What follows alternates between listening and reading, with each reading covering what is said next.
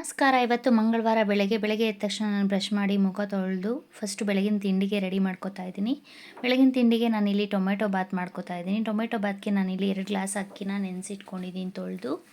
ಮತ್ತು ಈರುಳ್ಳಿ, ಟೊಮ್ಯಾಟೊ, ಬೆಳ್ಳುಳ್ಳಿ, ಕೊತ್ತಂಬರಿ ಸೊಪ್ಪು ಮತ್ತು ಪುದೀನ ಎಲ್ಲನೂ ತೊಳೆದು ಈರುಳ್ಳಿನ ಸಣ್ಣ ಸಣ್ಣದಾಗಿ ಹೆಚ್ಚಿ ಕಟ್ ಮಾಡಿ ಇಟ್ಕೊಂಡಿದ್ದೀನಿ. ಮತ್ತು ಒಂದು ಸ್ವಲ್ಪ ಶುಂಠಿನ ಮೇಲೆ ಹೊಟ್ಟೆಲ್ಲ ಪೀಲ್ ಮಾಡಿಕೊಂಡು ತೊಳೆದು ಇಟ್ಕೊಂಡಿದ್ದೀನಿ. ಇದಕ್ಕೆ ನಾನು ನೋಡಿ ಮಿಕ್ಸಿ ಜಾರ್ ತೊಗೊಂಡು ಕೊತ್ತಂಬರಿ, ಪುದೀನ, ಬೆಳ್ಳುಳ್ಳಿ ಒಂದು ಸ್ವಲ್ಪ ಜಾಸ್ತಿ ಹಾಕ್ಕೋತಾ ಇದ್ದೀನಿ. ನಾನು ಇಲ್ಲಿ 2 ಗ್ಲಾಸ್ ಅಕ್ಕಿ ಇಕ್ಕಿರೋದ್ರಿಂದ ಸ್ವಲ್ಪ ಜಾಸ್ತಿ ಬೆಳ್ಳುಳ್ಳಿ ಹಾಕ್ಕೊಂಡೆ. ಮತ್ತು ಒಂದು ಸ್ವಲ್ಪ ಶುಂಠಿ ಹಾಕ್ಕೋತಾ ಇದ್ದೀನಿ. ಮತ್ತು ಒಂದು 4ರಿಂದ 5 ಟೊಮೆಟೊ ತೊಗೊಂಡಿದ್ದೀನಿ. ಟೊಮೆಟೊ ಬಾತ್ಗೆ ಟೊಮೆಟೊ ಸ್ವಲ್ಪ ಜಾಸ್ತಿ ಹಾಕ್ಕೋಬೇಕು. ಈಗ ಒಂದು ತಿಂಗಳಿಂದ ಟೊಮೆಟೊ ರೇಟ್ ಜಾಸ್ತಿ ಇತ್ತು. ಈಗ ಒಂದು 2-3 ದಿವಸದಿಂದ 20-30ಕ್ಕೆ ಬಂದಿದೆ. ಸೊ ಅದಕ್ಕೆ ನಾನು ಟೊಮೆಟೊ ಬಾತ್ ಮಾಡ್ಕೊತಾ ಇದ್ದೀನಿ. ಈಗ ಇದು ಮಿಕ್ಸಿ ಜಾರ್ಗೆ ಚಕ್ಕೆ, ಲವಂಗ ಹಾಕ್ಕೊಂಡು ಒಣಮೆಣಸಿನ್ಕಾಯಿ ಹಾಕ್ಕೊಂಡು ನುಣ್ಣಕ್ಕೆ ರುಬ್ಕೊಂಡಿದ್ದೀನಿ. ಟೊಮೆಟೊ ಬಾತ್ಗೆ ಮಸಾಲೆ ರೆಡಿ ಇದೆ. ನಾನು ಸ್ಟವ್ ಹಚ್ಚಿ ಫಸ್ಟೇ ಕುಕ್ಕರ್ನ ಬಿಸಿ ಮಾಡೋಕೆ ಇಟ್ಟಿದ್ದೆ. ಅದಕ್ಕೆ ಒಂದು 2 ಸ್ಪೂನ್ ಎಣ್ಣೆ ಹಾಕ್ಕೊಂಡಿದ್ದೀನಿ. ಎಣ್ಣೆ ಬಿಸಿ ಆಗಿದೆ. ಈಗ ಚಕ್ಕೆ, ಲವಂಗ, ಮರಾಠಿ ಮೊಗ್ಗು ಮತ್ತು ಕಲ್ಲು ಹೂವು ಎಲ್ಲ ಹಾಕ್ಕೊಂಡಿದ್ದೀನಿ. ಎಲ್ಲ ಹಾಕ್ಕೊಂಡು ಸ್ವಲ್ಪ ಹೊತ್ತು ಫ್ರೈ ಮಾಡ್ಕೊತಾ ಇದ್ದೀನಿ. ಇದಕ್ಕೆ ನಾವು ಕಟ್ ಮಾಡಿ ಇಟ್ಕೊಂಡಿರೋ ಈರುಳ್ಳಿ ಸಹ ಹಾಕ್ಕೊಂಡಿದ್ದೀನಿ. ನಾನು ನೈಟು ಒಂದು ಸ್ವಲ್ಪ ಬಟಾಣಿ ನೆನೆಸಿಟ್ಕೊಂಡಿದ್ದೆ. ಆ ಬಟಾಣಿನ ಹಾಕ್ಕೋತಾ ಇದ್ದೀನಿ. ನಾವಿಲ್ಲಿ ಹಸಿ ಬಟಾಣಿ ಹಾಕ್ಕೊಂಡ್ರೆ ಟೇಸ್ಟ್ ಇನ್ನೂ ತುಂಬ ಚೆನ್ನಾಗಿರುತ್ತೆ. ನಾನಿಲ್ಲಿ ನೆನೆಸಿಟ್ಕೊಂಡಿರೋ ಬಟಾಣಿ ಆಲ್ರೆಡಿ ಇತ್ತು ಸ್ವಲ್ಪ, ಸೊ ಅದನ್ನೇ ಹಾಕ್ಕೋತಾ ಇದ್ದೀನಿ. ಚೆನ್ನಾಗಿ ತೊಳ್ಕೊಂಡು ಒಂದು ಸ್ವಲ್ಪ ಹೊತ್ತು ಆಯಿಲಲ್ಲಿ ಫ್ರೈ ಮಾಡ್ಕೋಬೇಕು ಬಟಾಣಿನ. ಬಟಾಣಿ ಫ್ರೈ ಆದಮೇಲೆ ಇಲ್ಲಿ ನಾವು ರುಬ್ಬಿಟ್ಕೊಂಡಿರೋ ಮಸಾಲೆನ ಹಾಕ್ಕೋತಾ ಇದ್ದೀನಿ. ಮಸಾಲೆನ ಹಾಕ್ಕೊಂಡು ಮಸಾಲೆ ಒಂದು ಸ್ವಲ್ಪ ಚೆನ್ನಾಗಿ ಆಯಿಲಲ್ಲಿ ಹಸಿ ಸ್ಮೆಲ್ ಹೋಗೋವರೆಗೂ ನಾವು ಫ್ರೈ ಮಾಡ್ಕೋಬೇಕು. ಫ್ರೈ ಮಾಡ್ಕೊಂಡಾದಮೇಲೆ ಇದಕ್ಕೆ ನಾವು ಒಂದು ಸ್ವಲ್ಪ ಅರಿಶಿನ ಹಾಕ್ಕೋತಾ ಇದ್ದೀನಿ. ನಾನಿಲ್ಲಿ ಅರಿಶಿನ ಹಾಕ್ಕೊಂಡು ಬೇಕು ಅಂದರೆ ಒಂದು ಸ್ವಲ್ಪ ಗರಂ ಮಸಾಲ ಹಾಕ್ಕೋಬೋದು. ಈಗ ರುಚಿಗೆ ತಕ್ಕಷ್ಟು ಉಪ್ಪು ಹಾಕ್ಕೊಂಡು ನಾವು ನೆನೆಸಿಟ್ಕೊಂಡಿರೋ ಅಕ್ಕಿನ ಹಾಕಿ ಚೆನ್ನಾಗಿ ಒಂದು ಸ್ವಲ್ಪ ಹೊತ್ತು ಅಕ್ಕಿನ ಮಸಾಲೆ ಜೊತೆ ಫ್ರೈ ಮಾಡ್ಕೋಬೇಕು. ಫ್ರೈ ಮಾಡ್ಕೊಳೋದ್ರಿಂದ ನಾವು ಅನ್ನ ಉದುರುದ್ರಾಗುತ್ತೆ, ಅಂಟಂಟಾಗಲ್ಲ. ಇಲ್ಲಿ ನಾನು ರೇಷನ್ ಅಕ್ಕಿನೇ ಹಾಕ್ಕೋತಾ ಇರೋದ್ರಿಂದ ಒಂದು ಸ್ವಲ್ಪ ಫ್ರೈ ಮಾಡ್ಕೋತಾ ಇದ್ದೀನಿ ಆಯಿಲಲ್ಲಿ. ನಾವು ಸೋನಾ ಮಸೂರಿ ಮಾಡಿಕೊಂಡ್ರೆ ಸ್ವಲ್ಪ ತುಂಬ ಚೆನ್ನಾಗಾಗುತ್ತೆ ಉದುರುದ್ರಾಗಿ. ನಮ್ಮ ಮನೇಲಿ ಸೋನಾ ಮಸೂರಿ ಖಾಲಿ ಆಗಿಬಿಟ್ಟಿತ್ತು. ಸೊ ಅದಕ್ಕೆ ನಾನು ರೇಷನ್ ಅಕ್ಕಿನ ಒಂದು 5 ನಿಮಿಷ ನೆನೆಸ್ಬಿಟ್ಟು ತೊಳೆದು ಚೆನ್ನಾಗಿ ಅದನ್ನೇ ಹಾಕ್ಕೋತಾ ಇದ್ದೀನಿ. ಈಗ ನೋಡಿ ನಾನು 2 ಗ್ಲಾಸ್ ಅಕ್ಕಿಗೆ 4 ಗ್ಲಾಸ್ ನೀರು ಹಾಕ್ಕೊಂಡು ಒಂದು ರುಚಿಗೆ ತಕ್ಕಷ್ಟು ಉಪ್ಪು ಹಾಕಿ ಒಂಚೂರು ಗರಂ ಮಸಾಲ ಹಾಕಿದ್ದೀನಿ. ಗರಂ ಮಸಾಲ ಹಾಕಿ ಇಲ್ಲಿ ನಾನು ಕುಕ್ಕರ್ ಕ್ಯಾಪ್ ಹಾಕಿ 2 ವಿಜಿಲ್ ಕೂಗಿಸ್ಕೊಂಡ್ರೆ ಟೊಮೆಟೊ ಬಾತ್ ರೆಡಿ ಆಗುತ್ತೆ. ಬೆಳಗ್ಗೆ ತಿಂಡಿಗೆ ಮತ್ತು ಬಾಕ್ಸ್ಗೆ, ಲಂಚ್ ಬಾಕ್ಸ್ಗೆಲ್ಲ ತುಂಬ ಚೆನ್ನಾಗಿರುತ್ತೆ ಟೊಮೆಟೊ ಬಾತು. ನಾವು ಬೆಳಗ್ಗೆ ಈ ರೀತಿ ಇನ್ಸ್ಟೆಂಟಾಗಿ ಬೇಗ ಆಗೋ ಹಾಗೆ ಎಲ್ಲನೂ ರುಬ್ಕೊಂಡು ನಾವು ಟೊಮೆಟೊ ಬಾತನ್ನ ಮಾಡ್ಕೋಬೋದು. ಟೊಮೆಟೊ ಬಾತ್ಗೆ ನಾವು ಬೇಕು ಅಂದರೆ ಲಾಸ್ಟಲ್ಲಿ ಒಂದು ಸ್ವಲ್ಪ ತುಪ್ಪ ಹಾಕೊಂಡ್ರೆ ಇನ್ನೂ ಚೆನ್ನಾಗಿರುತ್ತೆ. ನಾನೀಗ ನನ್ನ ಮಗಳ ಲಂಚ್ ಬಾಕ್ಸ್ಗೆ ರೆಡಿ ಮಾಡ್ತಾಯಿದ್ದೀನಿ. ಬಾಕ್ಸ್ಗೆ ಹಾಕಾದ್ಮೇಲೆ ಅವಳು ತಿನ್ನೋಕ್ಕೆ ಒಂದು ಸ್ವಲ್ಪ ತಟ್ಟೆಗೆ ಹಾಕಿ ಕೊಟ್ಟೆ. ಅವಳು ತಿನ್ನೋಷ್ಟರಲ್ಲಿ ನಾನು ಬಾಕ್ಸ್ ಪ್ಯಾಕ್ ಮಾಡ್ತಾಯಿದ್ದೀನಿ. ನೋಡಿ ಟೊಮೆಟೊ ಬಾತನ್ನ ಬಾಕ್ಸ್ಗೆ ಹಾಕಿದ್ದೀನಿ. ನಾನು ನಿನ್ನೆ ನೈಟು ಒಂದು ಸ್ವಲ್ಪ ನಿಪ್ಪಟ್ಟು ತಂದಿದ್ದೆ. ಸೊ ಆ ನಿಪ್ಪಟ್ಟನ್ನ ಇಲ್ಲಿ ಸ್ನ್ಯಾಕ್ಸ್ಗೆ ಅಂತ ಹಾಕ್ಕೋತಾ ಇದ್ದೀನಿ. ಮತ್ತು ಅವಳು ನಿನ್ನೆ ನಾನು ಸ್ವಲ್ಪ ಪಾಯಸ ಮಾಡಿಟ್ಕೊಂಡಿದ್ದೆ, ಸಬ್ಬಕ್ಕಿ ಹೆಸರುಬೇಳೆ ಪಾಯಸ. ಅದೊಂದು ಸ್ವಲ್ಪ ಮಿಕ್ಕಿತ್ತು, ಅದು ಬೇಕು ಅಂದರು. ಸೊ ಅದನ್ನು ಬಿಸಿ ಮಾಡಿ 2 ಬಾಕ್ಸ್ನ ರೆಡಿ ಮಾಡಿಟ್ಟಿದ್ದೀನಿ. ಇದು ಸ್ಟೀಲ್ ಬಾಕ್ಸು ಸ್ವಲ್ಪ ಕ್ಯಾಪ್ ಹಿಡಿತಾ ಇರಲಿಲ್ಲ. ಸೊ ಅದಕ್ಕೆ ನಾನು ನಿಪ್ಪಟ್ಟನ್ನ ಇನ್ನೊಂದು ಬಾಕ್ಸ್ಗೆ ಹಾಕಿ ಬಾಕ್ಸ್ಗೆ ಪ್ಯಾಕ್ ಮಾಡಿದೆ. ಪ್ಯಾಕ್ ಮಾಡಿ ಅವಳನ್ನ ಸ್ಕೂಲ್ಗೆ ಕರ್ಕೊಂಡೋಗಿ ಬಿಟ್ಟು ಬಂದಾದಮೇಲೆ ಮನೆಯೆಲ್ಲ ಕಸ ಗುಡಿಸಿ ಮನೆ ಒರೆಸಿ ನಾನಿಲ್ಲಿ ಆನ್ಲೈನಲ್ಲಿ ಆರ್ಡ್ರ್ ಮಾಡಿದ್ದೆ. ನಾನು ಫ್ರಿಜ್ಜಿಗೆ ಅಂತ ಬಾಕ್ಸಸ್ ಬೇಕು ಅಂತ, ಸ್ಟೋರೇಜ್ ಬಾಕ್ಸಸ್ಸು. ನಮ್ಮ ಫ್ರಿಜ್ಜಲ್ಲಿ ನಾನು ಕವರಲ್ಲೇ ಹಾಕಿ ಎಲ್ಲ ತರಕಾರಿ ಎಲ್ಲ ಇಡ್ತಾಯಿದ್ದೆ. ಸೊ ಅದನ್ನು ಸ್ಟೋರ್ ಮಾಡೋಕ್ಕೆ ಬಾಕ್ಸಸ್ ತೊಗೊಳೋಣ ಅಂತ ಅನಿಸ್ತು. ಸೊ ಅದಕ್ಕೆ ಚಿಕ್ಕದಾಗಿರೋದ್ರಿಂದ ಫ್ರಿಜ್ಜು ನನಗೆ ಬಾಕ್ಸಲ್ಲಿಟ್ಟರೆ ತರಕಾರಿ ಎಲ್ಲ ಸ್ಪೇಸ್ ಮಿಕ್ಕುತ್ತೇನೋ ಅಂತ ನಾನು ಈ ರೀತಿ ಸ್ಟೋರೇಜ್ ಬಾಕ್ಸಸ್ನ ತೊಗೋತಾ ಇದ್ದೀನಿ. ಮತ್ತು ತರಕಾರಿ ಎಲ್ಲ ಒಂದು ಸ್ವಲ್ಪ ದಿವಸ ಇಟ್ಮೇಲೆ ಬೇಗ ಹಾಳಾಗ್ಬಿಡುತ್ತೆ ಕವರಲ್ಲಿ ಇಟ್ಟರೆ ಒಂದೊಂದ್ಸರಿ.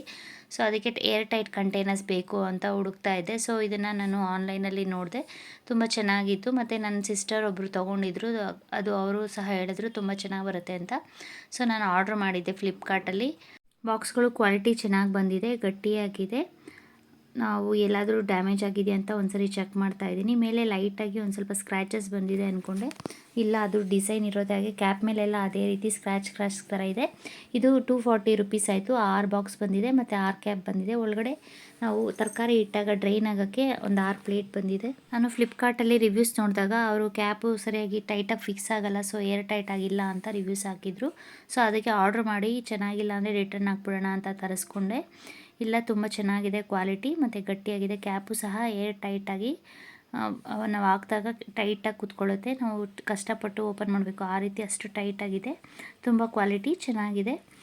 ಸೊ ನಾನೀಗ ಮಧ್ಯಾಹ್ನ ಆಯಿತು, ನಾನು ತಂಗಿ ಮನೆಗೆ ಹೋಗ್ತಾಯಿದ್ದೀನಿ ಮಗುನ ನೋಡ್ಕೊಂಬರೋಕ್ಕೆ ಅಂತ. ಸೊ ಅವಳಿಗೆ ಮಗು ಆಗಿ 1 ತಿಂಗಳಾಯಿತು. ನಾನು ಅವಾಗವಾಗ ವೀಕ್ಲಿ ಒನ್ಸ್ ಹೋಗ್ತಾ ಇರ್ತೀವಿ. ಸೊ ನಾನು, ನನ್ನ ಸಿಸ್ಟರು ಮತ್ತು ಇನ್ನೊಬ್ಬರು ನನ್ನ ಸಿಸ್ಟರ್ ಬಂದು 3 ಜನನೂ ಹೋಗಿ ಮಗುನ ನೋಡ್ಕೊಂಬರೋಕ್ಕೆ ಹೋಗಿದ್ವಿ. ಮಗುಗೆ ಅಲ್ಲೇ ಇದ್ವಿ ಒಂದು ಸ್ವಲ್ಪ ಹೊತ್ತು, ಮಗುನ ಆಟ ಆಡಿಸ್ಕೊಂಡು ಮಗುಗೆ ಸ್ನಾನ ಮಾಡಿಸಿ ಬೊಟ್ಟು ಎಲ್ಲ ಇಟ್ಟಾದಮೇಲೆ ನಾವು ಅಲ್ಲೇ ಊಟ ಮಾಡಿಕೊಂಡು ಮಧ್ಯಾಹ್ನ ಊಟ ಮುಗಿಸ್ಕೊಂಡು ನಾನು ಬರೋಷ್ಟರಲ್ಲಿ 4 ಗಂಟೆ ಆಯಿತು. ಮನೆಗೆ ಬಂದು ಒಂದು ಸ್ವಲ್ಪ ಟೀ ಮಾಡ್ಕೊಂಡು ಕುಡಿದು ಪಾತ್ರೆಗಳೆಲ್ಲ ಇತ್ತು ಅದನ್ನೆಲ್ಲ ಉಜ್ಜಿಟ್ಕೊಂಡೆ. ಪಾತ್ರೆಗಳೆಲ್ಲ ಉಜ್ಜಿಟ್ಕೊಂಡಾದ್ಮೇಲೆ ಅದನ್ನು ಒರೆಸಿ ನೀಟಾಗಿ ಪಾತ್ರೆಗಳನ್ನೆಲ್ಲ ಜೋಡಿಸ್ಕೊತಾ ಇದ್ದೀನಿ. ಸೊ ರಾತ್ರಿ ಊಟಕ್ಕೆ ಏನು ಮಾಡೋದು ಅಂತ ಯೋಚನೆ ಮಾಡ್ತಾಯಿದ್ದೆ.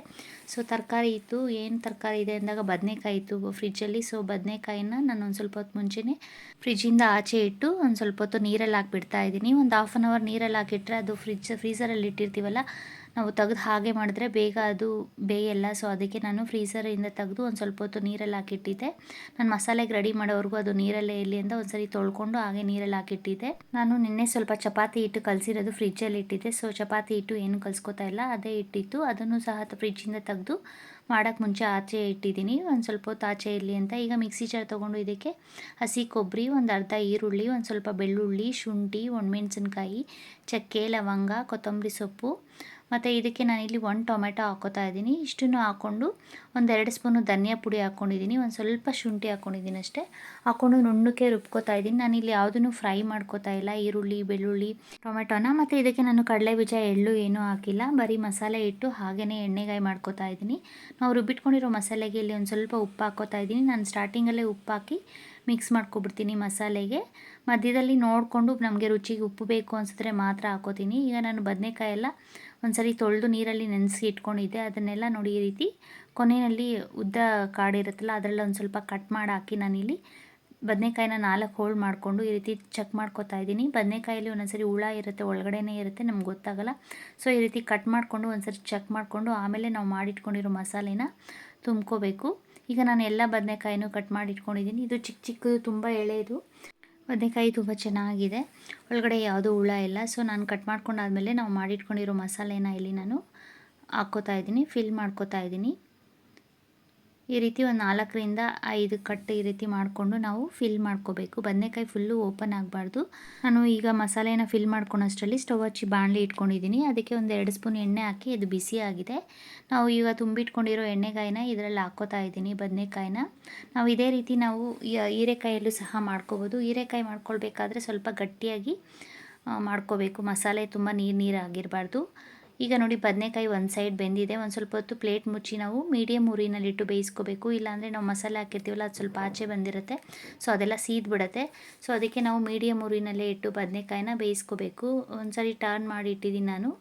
ಅದೇ ರೀತಿ ನಾವು ಎಲ್ಲ ಸೈಡೂ ಒಂದು ಸ್ವಲ್ಪ ಟರ್ನ್ ಮಾಡಿ ಬದನೆಕಾಯಿನ ಚೆನ್ನಾಗಿ ಬೇಯಿಸ್ಕೋಬೇಕು. ಈಗ ನಾನು ಚಪಾತಿ ಹಿಟ್ಟನ್ನ ತೆಗೆದು ಆಚೆ ಇಟ್ಟಿದ್ದೆನಲ್ಲ ಅದನ್ನು ತೀಡಿ ಇಟ್ಕೋತಾ ಇದ್ದೀನಿ. ಒಂದು ಪ್ಲೇಟ್ಗೆಲ್ಲ ಹಾಕಿ ಇಟ್ಕೋತೀನಿ. ಬದನೆಕಾಯಿ ಎಣ್ಣೆಗಾಯಿ ರೆಡಿ ಆಗೋಷ್ಟರಲ್ಲಿ ನಾನು ಚಪಾತಿ ತೀಡಿ ಒಂದು ಪ್ಲೇಟ್ಗೆ ಹಾಕಿ ಬೇಯಿಸ್ಕೋತೀನಿ. ನೋಡಿ ಈ ರೀತಿ ನಾನು ಒಂದೇ ಸಲ ಚಪಾತಿಗಳನ್ನೆಲ್ಲ ತೀಡಿ ನಾನು ಒಂದು ಪ್ಲೇಟ್ಗೆ ಹಾಕಿ ಇಟ್ಕೋತಾ ಇದ್ದೀನಿ. ಎಕ್ಸ್ಟ್ರಾ ಏನಾದರೂ ಹಿಟ್ಟಿದ್ರೆ ನಾನು ಚಪಾತಿ ಹಿಟ್ಟನ್ನು ಉದುರಿಸ್ಕೊಂಡು ಬಿಡ್ತೀನಿ ನೀಟಾಗಿ ಕೈಯಲ್ಲಿ. ಆಗ ನಾವು ಹಿಟ್ಟಿಟ್ಟು ಸಿಗಲ್ಲ ಒಂದೊಂದ್ಸರಿ. ಅದಕ್ಕೊಂದು ಸ್ವಲ್ಪ ಆಯಿಲ್ ಹಾಕಿ ನಾನಿಲ್ಲಿ ಬೇಯಿಸ್ಕೊತಾ ಇದ್ದೀನಿ. ನಾನು ಸ್ಟಾರ್ಟಿಂಗ್ ಚಪಾತಿ ಬೇಯಿಸ್ಕೊಳ್ಳುವಾಗ 1 ಅಥವಾ 2 ಚಪಾತಿಗೆ ಮಾತ್ರ ಎಣ್ಣೆ ಹಾಕ್ತೀನಿ. ಮಿಕ್ಕಿದ ಚಪಾತಿ ಎಲ್ಲ ಹಾಗೆ ಡ್ರೈ ಆಗಿ ಬೇಯಿಸ್ಕೋತೀನಿ.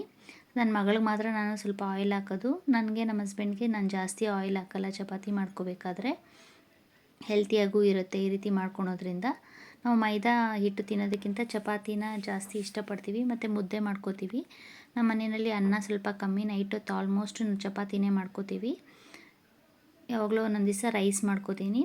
ಸೊ ಈಗ ನೋಡಿ ನಾನು ಚಪಾತಿ ಈಗಲೆಲ್ಲ ತೀಡಿ ಒಂದು ಪ್ಲೇಟ್ಗೆ ಹಾಕ್ಕೊಂಡಿದ್ದಾಗಿದೆ. ಈಗ ಇಲ್ಲಿ ಹಿಟ್ಟೆಲ್ಲ ಉದುರಿತ್ತಲ್ಲ ಅದನ್ನೆಲ್ಲ ಕಲ್ ಮೇಲೆ ನೀಟಾಗಿ ಹಾಗೆ ಬಟ್ಟೆ ತೆಗೆದು ನೀಟಾಗಿ ಒರೆಸಿ ಎಲ್ಲ ಎತ್ತಿಟ್ಕೊಂಡ್ಬಿಡ್ತೀನಿ. ಮತ್ತು ಪಾತ್ರೆ ಏನಾದರೂ ಇದೆ ಅದನ್ನೆಲ್ಲ ಸಿಂಕಿಗೆ ಹಾಕ್ಕೊಂಡ್ಬಿಡ್ತೀನಿ. ಸಿಂಕಿಗೆ ಹಾಕ್ಕೊಂಡಾದ್ಮೇಲೆ ಈಗ ಎಣ್ಣೆಗಾಯಿ ನೋಡಿ ರೆಡಿ ಆಗ್ತಾಯಿದೆ. ನಾನು ಚೆನ್ನಾಗಿ ಬೇಯಿಸ್ಕೊಂಡಿದ್ದೀನಿ, 4 ಸೈಡು ಟರ್ನ್ ಮಾಡ್ಕೊಂಡು ಬೇಯಿಸ್ಕೊಂಡೆ ಎಣ್ಣೆಯಲ್ಲಿ. ಈಗ ನಾವು ಮಸಾಲೆ ಹಾಕ್ಕೋತಾ ಇದ್ದೀನಿ. ನಾವು ಫ್ರಿಜ್ಜಲ್ಲಿ ಇಟ್ಟಿರೋದ್ರಿಂದ ಒಂದೊಂದ್ಸರಿ ಬದನೆಕಾಯಿ ಏನಾಗುತ್ತೆ ಅಂದರೆ ಬೇಗ ಬೇಯಲ್ಲ, ಅದು ಒಂಥರ ಗಟ್ಟಿಯಾಗಿ ಇರುತ್ತೆ, ತುಂಬ ಹೊತ್ತು ಬೇಯಿಸ್ಕೋಬೇಕಾಗುತ್ತೆ.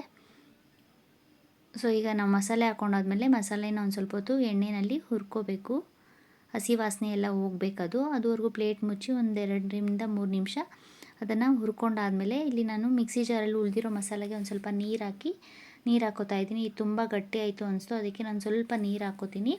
ಅಷ್ಟರಲ್ಲಿ ನಾನು ಇಲ್ಲಿ ತವ ಇಟ್ಕೊಂಡು ತವ ಬಿಸಿಯಾಗಿದೆ, ನಾನು ಚಪಾತಿ ಮಾಡ್ಕೋತಾ ಇದ್ದೀನಿ. ಚಪಾತಿನ 2 ಸೈಡು ಬೇಯಿಸ್ಕೊಂಡು ನಾನು ಎಲ್ಲ ಚಪಾತಿನೂ ಇದೇ ರೀತಿ ಮಾಡಿಕೊಂಡು ಒಂದು ಪ್ಲೇಟ್ಗೆ ಹಾಕಿ ಊಟಕ್ಕೆ ರೆಡಿ ಮಾಡ್ಕೋತೀನಿ. ಅಷ್ಟರಲ್ಲಿ ನೋಡಿ ಎಣ್ಣೆಗಾಯಿ ಬೆಂದಿದೆ. ಈಗ ನಾನು ಸ್ವಲ್ಪ ನೀರು ಹಾಕ್ಕೋತಾ ಇದ್ದೀನಿ. ನೀರು ಹಾಕ್ಕೊಂಡು ನಮಗೆ ತುಂಬ ಗಟ್ಟಿ ಅನಿಸಿದ್ರೆ ನಾವು ಇನ್ನೊಂದು ಸ್ವಲ್ಪ ನೀರು ಹಾಕ್ಕೋಬೋದು.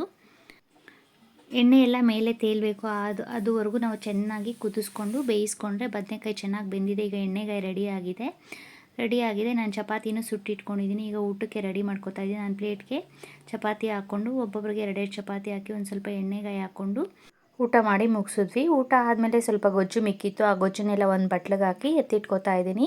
ನಾನು ನೈಟ್ ಹೊತ್ತು ಗೊಜ್ಜು ಮಿಕ್ಕಿರುತ್ತಲ್ಲ ಅದನ್ನೆಲ್ಲ ಆ ಬಟ್ಲಿಗೆ ಹಾಕ್ಬಿಟ್ಟು ಫ್ರಿಜ್ಜಲ್ಲಿ ಇಟ್ಬಿಡ್ತೀನಿ. ಫ್ರಿಜ್ಜಲ್ಲಿ ಇಟ್ಟರೆ ಕೆಡಲ್ಲ, ಇಲ್ಲಾಂದರೆ ಆಚೆ ಇಟ್ಟರೆ ಒಂದೊಂದ್ಸರಿ ಕೆಟ್ಟೋಗ್ಬಿಡುತ್ತೆ. ತುಂಬ ಬಿಸಿ ಇದ್ದರೆ ಕೆಡುತ್ತೆ. ಈಗ ಚಳಿಗಾಲ ಆಗಿರೋದ್ರಿಂದ ಪರವಾಗಿಲ್ಲ, ಇಡ್ಬೋದು. ನಾನು ಬಸ್ಸಾರು ಅದೆಲ್ಲ ಮಿಕ್ಕಿದ್ರೆ ನಾನು ಚೆನ್ನಾಗಿ ನೈಟ್ ಹೊತ್ತು ಕಾಯಿಸ್ಬಿಟ್ಟು ಅದನ್ನು ಹಾಗೆ ಇಟ್ಬಿಡ್ತೀನಿ. ಸೊ ಹೊರಗಡೆ ಇಟ್ಟರು ಏನೂ ಆಗಲ್ಲ, ಕೆಡಲ್ಲ, ಚೆನ್ನಾಗಿರುತ್ತೆ. 2ರಿಂದ 3 ದಿವಸ ಇಟ್ಟರು ಸಹ ಏನೂ ಆಗಲ್ಲ, ಅಷ್ಟು ಚೆನ್ನಾಗಿರುತ್ತೆ. ರಸಮ್ಮು ಅಷ್ಟೇ ಚೆನ್ನಾಗಿ ಕಾಯಿಸ್ಬಿಟ್ಟು ನಾವು ಒಂದು ಬಟ್ಲಲ್ಲಿ ಹಾಕಿ ಹೊರಗಡೆ ಪ್ಲೇಟ್ ಮುಚ್ಚಿಟ್ಬಿಟ್ರೆ ರಸಮ್ಮು ಬಸ್ಸಾರು ಎಲ್ಲ ಕೆಡಲ್ಲ ಬೇಗ. ನೈಟು ಊಟ ಮುಗಿದ್ಮೇಲೆ ಉಳಿದಿರೋ ಪಾತ್ರೆಗಳು ಮತ್ತು ಮಧ್ಯಾಹ್ನ ನಾನು ಅಡುಗೆ ಮಾಡಿರಲಿಲ್ಲ. ಬೆಳಗ್ಗೆ ಸ್ವಲ್ಪ ಪಾತ್ರೆಗಳಿತ್ತು, ಅದೆಲ್ಲ ತೊಳೆದಿರಲಿಲ್ಲ, ಹಾಗೇ ಇತ್ತು. ಅದನ್ನೆಲ್ಲ ತೊಳೆದಿಟ್ಕೋತಾ ಇದ್ದೀನಿ. ತೊಳೆದು ನಾನು ಇಲ್ಲಿ ನೀಟಾಗಿ ಸಿಂಕೆಲ್ಲ ಉಜ್ಜಿ, ಸಿಂಕಲ್ಲಿ ನಮ್ಮ ಸಿಂಕು ಸ್ವಲ್ಪ ಸ್ಲೋಪ್ ಇಲ್ಲ, ಸಿಂಕಲ್ಲಿ ಬೇಗ ನೀರು ಹೋಗಲ್ಲ. ಸೊ ಅದಕ್ಕೆ ನಾನು ಬ್ರಷ್ ತೊಗೊಂಡು ನೀಟಾಗಿ ನೀರೆಲ್ಲ ತಳ್ಳಿಬಿಡ್ತೀನಿ. ತೊಳೆದು ಪಾತ್ರೆಗಳೆಲ್ಲ ತೊಳ್ಕೊಂಡು ಆಗಿದೆ. ಈಗ ನಾನು ಪಾತ್ರೆಗಳೆಲ್ಲ ನೀರು ಸುರಿಯೋಕ್ಕೆ ಇಟ್ಟಿದ್ದೀನಿ. ಅಷ್ಟರಲ್ಲಿ ನಾನಿಲ್ಲಿ ಸ್ಟವ್ ಎಲ್ಲ ನೀಟಾಗಿ ಒಂದು ಬಟ್ಟೆ ತೊಗೊಂಡು ಒರೆಸ್ಕೊತಾ ಇದ್ದೀನಿ. ನಾನು ನೈಟೇ ಕ್ಲೀನ್ ಮಾಡಿ ಇಟ್ಕೊಂಡ್ಬಿಡ್ತೀನಿ. ಬೆಳಗ್ಗೆ ಎದ್ದ ತಕ್ಷಣ ಟಿಫನ್ ಮಾಡೋ ಅಷ್ಟರಲ್ಲಿ ಯಾವುದೇ ಪಾತ್ರೆ ಎಲ್ಲ, ಸೊ ಆವಾಗ ಈಸಿ ಆಗಿಬಿಡುತ್ತೆ. ಸೊ ಇವತ್ತಿನ ದಿನಚರಿ ಮುಗ್ದಿದೆ. ಮಾಡೋ ವಿಡಿಯೋಸ್ ನಿಮ್ಗೆ ಯೂಸ್ಫುಲ್ ಅನಿಸಿದ್ರೆ, ಇಷ್ಟ ಆದರೆ ಪ್ಲೀಸ್ ಲೈಕ್, ಶೇರ್ ಮತ್ತು ಸಬ್ಸ್ಕ್ರೈಬ್ ಮಾಡಿ. Thank you.